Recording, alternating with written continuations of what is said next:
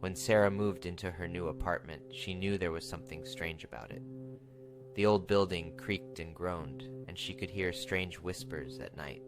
But it wasn't until she started seeing the shadowy figure that she knew something was really wrong. At first, she thought it was her imagination playing tricks on her, but the figure kept appearing, always lurking in the shadows, just out of sight. Sarah tried to ignore it, but the feeling of being watched was overwhelming.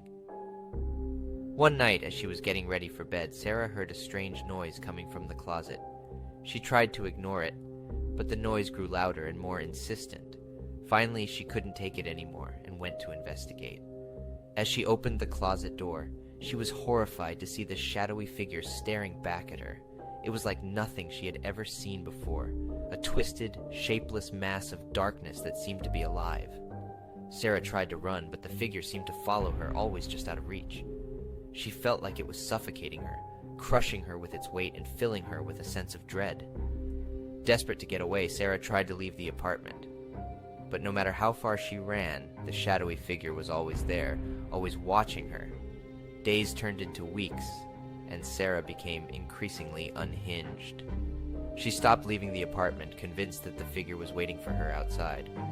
She stopped eating and sleeping, living in a constant state of fear. One night, as she sat alone in her apartment, Sarah heard a knock at the door. Trembling with fear, she slowly made her way to the door, expecting to see the shadowy figure waiting for her. But when she opened the door, there was no one there. Just a small, nondescript package sitting on the doorstep. Sarah knew she shouldn't open it, that it was a trap. But something inside her pushed her forward, and she tore off the wrapping to reveal a single object inside. It was a small, intricately carved figurine of a shadowy figure, just like the one that had been haunting her for weeks. Sarah screamed and threw the figurine across the room, but it was too late. The shadowy figure was already upon her, engulfing her in darkness and dragging her into the abyss. From that day forward, no one ever moved into that apartment again. The shadowy figure remained, lurking in the darkness, waiting for its next victim to arrive. As they walked deeper into the woods, they started to feel as though they were being watched. The air grew colder, and the sound of snapping twigs filled the silence. Suddenly, they heard a low growl, and the bushes rustled violently. They froze in fear, not knowing what to do. Then, out of nowhere, a massive creature lunged at them, its eyes glowing a bright red. They ran as fast as they could, but the creature was right behind them. They stumbled upon a dilapidated cabin and rushed inside, locking the door behind them. The cabin was dark and musty, the air thick with the smell of decay. They huddled together in the corner, shaking with terror. Suddenly they heard scratching at the door.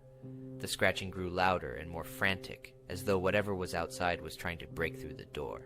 They heard the sound of claws scraping against the wood, and they knew they were in grave danger.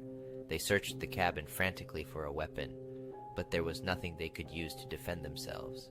The scratching at the door continued, growing more and more intense. Suddenly the door burst open, and the creature was upon them. The last thing they saw were its glowing red eyes before everything went dark. The next morning, a group of hikers stumbled upon the cabin, but there was no sign of the missing couple. All that remained were deep claw marks on the door, and the smell of decay lingering in the air. It was as though they had vanished into thin air, taken by the creature that lurked in the woods. As the hikers continued on their way, they couldn't shake the feeling that they were being watched, and they knew they were not alone in the woods. The night passed in a blur of terror, and eventually the sun rose on a new day. I stayed awake all night, too afraid to fall asleep and confront whatever was lurking in the darkness. When the first rays of sunlight shone through the windows, I felt a small sense of relief. Maybe it was just a nightmare, but when I looked around the room, I saw the evidence of the night's events. The furniture was overturned, and the once pristine walls were now scuffed and scratched.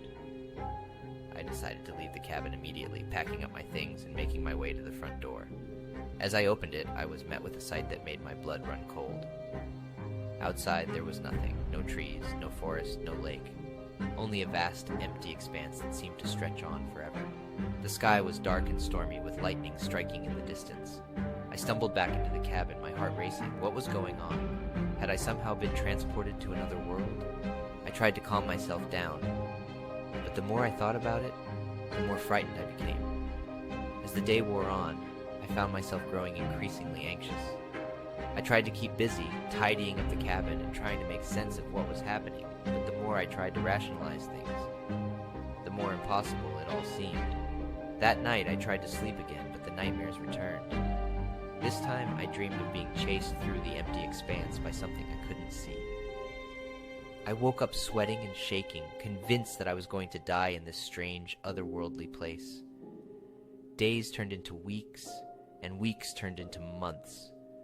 I lost track of time, as there was no way to measure it in this place. I survived on canned food and rainwater, never venturing outside for fear of what I might find. And then, one day I heard a sound.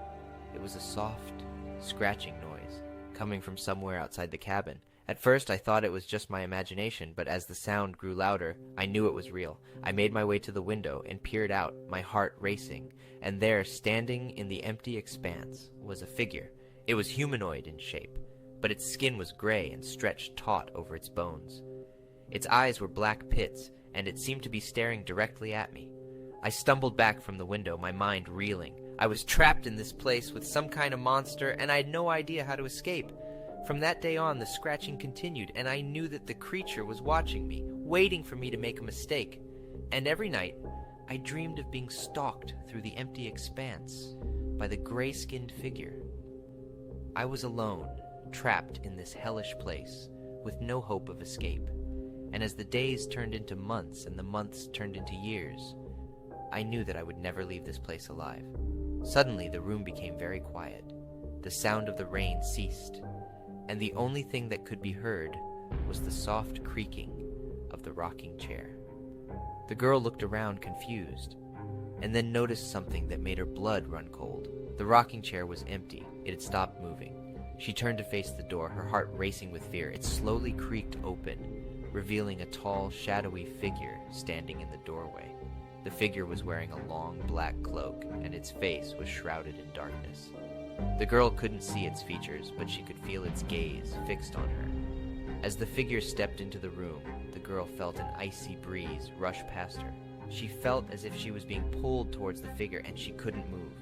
The figure reached out a hand, and the girl felt a cold, bony finger touch her forehead. In that moment, she knew that she was going to die. The figure's touch was like ice, and she could feel her life force slowly draining away. She closed her eyes, waiting for the end. But then, just as suddenly as it had appeared, the figure was gone.